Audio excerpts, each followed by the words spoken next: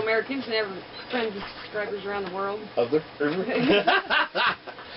Alright, so we're back. We're going to do another little story time. I got Miss Carr with me, Miss Carr Lee. I've got this thing crammed up my hind quarters.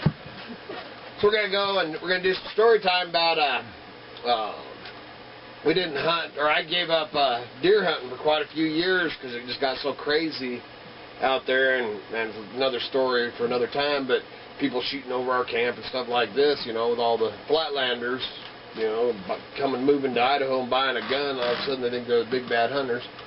But anyway, so I kind of quit doing it as, I don't know how old Carr was, probably about 10, and, you know, we still went duck hunting, pheasant hunting, grouse hunting and all that, but I gave up the deer hunting. Well, as she got older, she kept on bugging me, Dad, I want deer hunt, I want a deer hunt. So I guess she was 17, or actually was on her 17th birthday. That year I decided and told her, okay, we'll do the deer hunting thing again. So we headed up deer hunting on opening day. I got this paper because she actually wrote a story for school about this whole experience, man. The story's great. But so we headed up, and we actually went up to the Middle Fork of the Boise, up towards Atlanta, Idaho. And we headed up there and got up there not too long before dark, and the camping spots that we wanted as we were going up there, of course, you know, it's the night before opening day, so they were taken, and we know that, I mean, the kids grew up there. We've spent tons of time up there, so, you know, we got different places all the way up there, and man, they're just all full, so we cruise up there, and man, we get way up in there, pretty close to Atlanta, and you know, man, all our spots and all these different spots are all taken, and it's getting darker. We wanted to scout a little bit for the next morning, so we ended up settling for one that we'd camped at it before, but it's right off the main road going up there. But it's a nice little camp spot, you know, and go down in off the main road and down on the river. And so we get up we get camp set up, and Carr has like a little military pup tent, you know, with no floor in it or nothing, and you can tie it between two trees, and then she has poles that you can... You should be telling this story. She has poles that you can set up, you know, and do it. So it's just a little pup tent. You know, two of us, or two people can fit in there. Not much more than that. But so anyways, we got our sleeping bag set up and everything, and then we decided to go over and scout out, because you go across the... Right out of the camp, there's a road that cuts off, and you go across the bridge, and then there's some hot springs and stuff over there. So we decided to go check out the hot springs and, you know, see if that's where we wanted to be in the morning, or if we wanted to go farther up the road there. And so we were on the four-wheeler, actually. We jumped on our four-wheeler and cruised up and cruised over there and stuff. So we walk out there, and man, it's we took a spotlight with us, you know, because it was starting to get dark, and we walk down, we're checking out the hot springs and stuff, and as soon as I get to the hot springs, you just lose Carr, because she goes off in her own things, chasing frogs and bugs and stuff, and she catches back up with me, and I'm down at the far end, you know, past the hot springs and stuff. She catches back up, we're walking along, and man, it's starting to get pretty darn dark now, so I turn on the spotlight I had, and we're shining around, and Carr says, hey, I just seen something, go back, Dad, and so I flashed back, and there stands a doe, and then just above the doe's a four-point buck standing there. And we're like, oh man, we got our spot, you know. So basically, we just hustle back down and, you know, go on back to camp. And we get back to camp before bed, and we're discussing it and all that. We're like, man, they're probably in the evenings and stuff like that. And so we turn in that night and go to bed and get up in the morning, and we're going to go out on the hunt. And I mean, this place is insane, man. It was like we might as well have set our tent up in the middle of Boise, Idaho during rush hour. It was trucks going by. I mean, it was, unreal, you know, so many people. So we got up, man, we're just kind of drinking our coffee, watching all these trucks going by, and, you know, up, and we're like, man.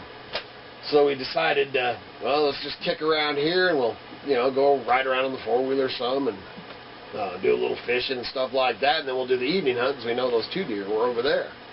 So, okay, so we decided to do that. So we play, have a great day, swim around the hot springs, go for four-wheeler rides, try to do a little fishing and stuff like that. And so it starts getting closer to evening, so we decided, because, I mean, we drove around, like I said, the place just slammed with people.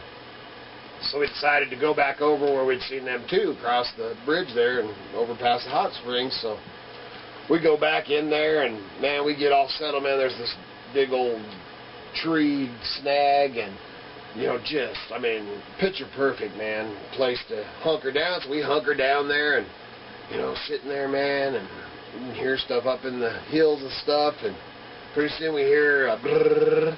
Here comes a jackass on a four-wheeler, and, man, and my four-wheeler's up past there, you know, but he could see it, that, you know, up past there. He goes up past where we're camoed in there, watching, and he pulls up, and he pulls right on the side of the road in plain view, and just starts, you know, using his binoculars, watching the whole mountainside. You know, you can see my four-wheeler, so, you know, but he sat there, and he was there for... Ever. Yeah, forever. So, of course, we'd never seen no, you know, them deer or nothing like that. Finally, man, we pop up out of the logs and stuff, we see him look over at us and stuff, and then he got on his four-wheeler and took off. You know, we're just like, man, you jackass.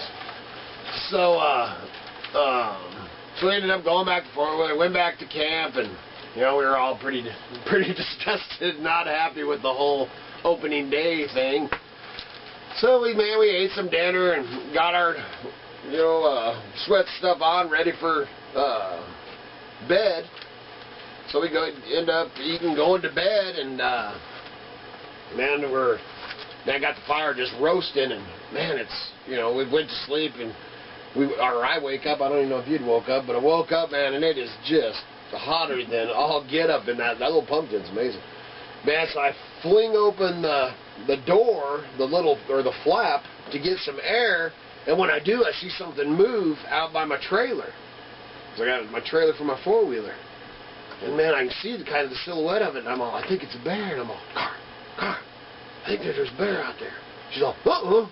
So she comes out of her sleep, and she's, man, getting her thing, and, man, so both of us got our heads popped out this tent, and, you know, and there's a bear out there. And I'm all, I think there's another one. And then, frickin', we're looking around, and the car sees another one, and she says, oh, there's another one over there by the four-wheeler. So we have 3 bears in our camp, 3 of them. And the one, when Car says, I see another one by the four-wheeler, and we're looking at it, and this one has got the death stare, man, and I mean, it's only, he's probably only, what, 20 feet, 15, yeah, maybe 15 feet, and I'm all, man, he's staring right at us, you know, so he's only like 10 or, 12, 15 feet or whatever away in front of my four-wheeler, you know, and the other 2 are running around, they're a little smaller, but this one that's staring at us, man, it's a big bear, and so I'm all, Car, give me the pistol. Well, the pistol is this little Smith & Wesson semi-automatic that I just traded for before this trip, like a day or 2 before. Traded an old boat for this semi-automatic, nice Smith & Wesson pistol, but I'd never jacked a shell in it. I'd never used it. All I did was fill the clip up and put it in it. So, well, give me that pistol. So, man, I jacked the shell, man, and it just jacks the shell out. And I jack it, and I sat there and did that. I couldn't get it to go up the pipe, and all the shells were all over the floor there next to our sleeping bags. I'm all, give me the 30-30, give me the 30-30.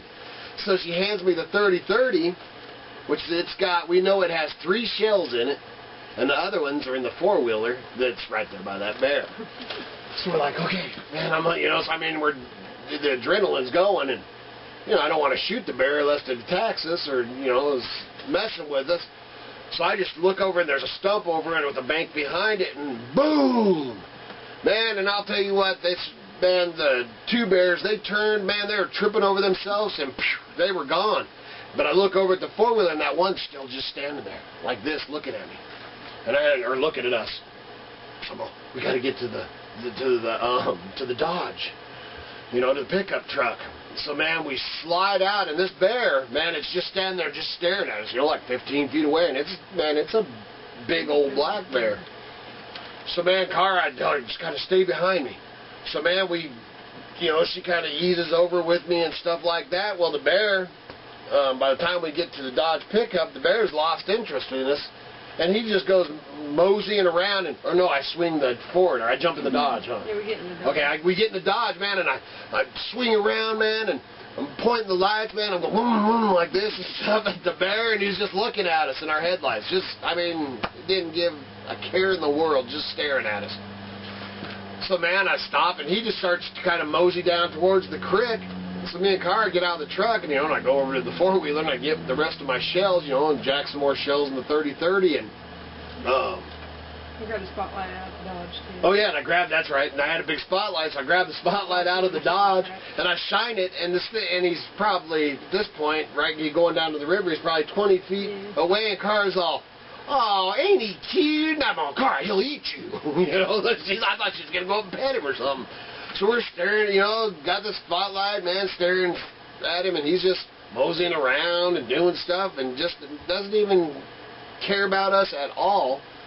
So I'm like, what the heck? So I hand Cara the gun and turn around, he's moseying, you know, so we're trying to tidy up because, I mean, they sure the heck ain't just going to jump back in our tent and You're go trying back. to start a four-wheeler, so you're going to try and scare one with a four-wheeler, and then so you hand me the gun. Oh, is that what it was? Okay, so I was going to try to start the four-wheeler, and then I ended up having the starter problem, and I couldn't get the four-wheeler started. We ended up getting started, but Oh, yeah. it took a minute. So anyway, so I guess I'm messing around with the four-wheeler, get it started, move it. I think I tried to scare him with that or something. I can't remember that part. So then we turn around, so we're kind of tidying up our camp, you know, kind of figuring out, you know, we're going to sleep in the truck, you know, what are we going to do? And all of a sudden, man, we hear this, man, and Cara, and I mean, it was like we'd practiced this thing forever.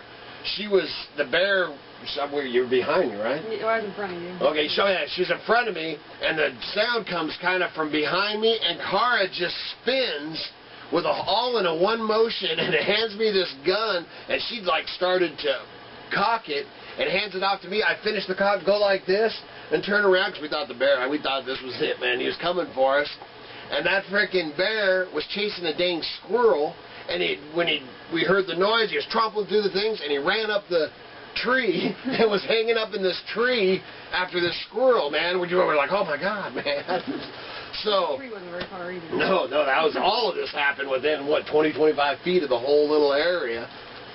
So he chases up that, so man, we pull up our lawn chairs, and I think we made a pot of coffee, man. It was not much sleep that night. Yeah, we never did go back to bed.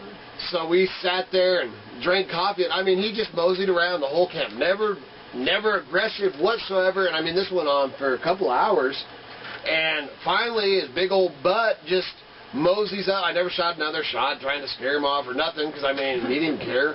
So pretty soon we just watch him, and finally he starts going up the embankment over there by the bridge, and watching his big old butt go like this, man. He goes up over the hill, and we're like, man, finally he's gone. So by this time it's just starting to get light, probably about 5, 6 in the morning, and we, we're talking about, which it turned out is cool, what a story to tell. And so we go kicking down by the, which obviously we're getting ready to pack up camp because we're moving the heck out of there. And we go down on the river there, and somebody had been down there catching squawfish and smashing them on the rocks.